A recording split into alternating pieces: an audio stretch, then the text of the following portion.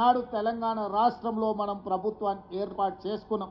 ఈ 14 నెలల్లో రైతు రుణమాఫీ 25,50,000 మందికి 21,000 కోట్ల రూపాయలు రైతు రుణమాఫీ చేసి దేశంలోనే ఏ రాష్ట్ర ప్రభుత్వం చేయనంత రుణమాఫీ ఈరోజు కాంగ్రెస్ పార్టీ తెలంగాణ రాష్ట్రంలో చేసింది. ఇదే కాదు, తెలంగాణ రాష్ట్ర ఉద్యమానికి ఆయువు పట్టైన నిరుద్యోగ సమస్య మొదటి సంవత్సరంలోనే 55,163 ప్రభుత్వ ఉద్యోగ ఖాళీలను భర్తీ చేసి ఈ దేశంలోనే తెలంగాణ రాష్ట్రం ప్రథమ స్థానంలో నిలబడ్డది ప్రభుత్వ ఉద్యోగాలు భర్తీ చేయడంలో.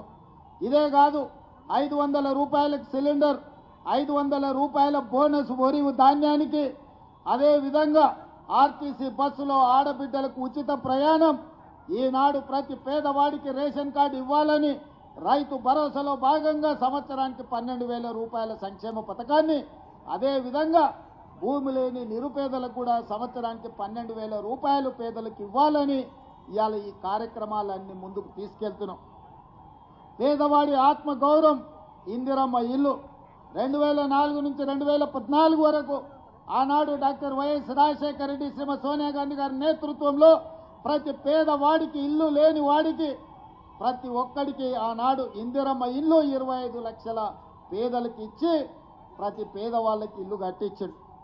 కానీ తెలంగాణ రాష్ట్రం ఏర్పడిన తర్వాత చంద్రశేఖరరావు గారు ఈ పేదలకు అన్యాయం చేసి డబల్ బెడ్రూమ్ ఇల్లు అని ఊరించి ఏ పేదవాడికి గ్రామంలో కూడా ఇల్లు ఇవ్వకపోవడంతో ఈనాడు మన ప్రభుత్వం వైపు ఎదురు చూస్తుంటే ఇందిరమ్మ ఇల్లు 4.5 లక్షలు మొదటి సంవత్సరంలో ప్రతి పేదవాడికి 5 లక్షల రూపాయలు ఉచితంగా ఇల్లు కట్టుకోవడానికి ఇవాళ మన ప్రభుత్వం కార్యక్రమాలను తీసుకొని ముందుకు వెళ్తుంది.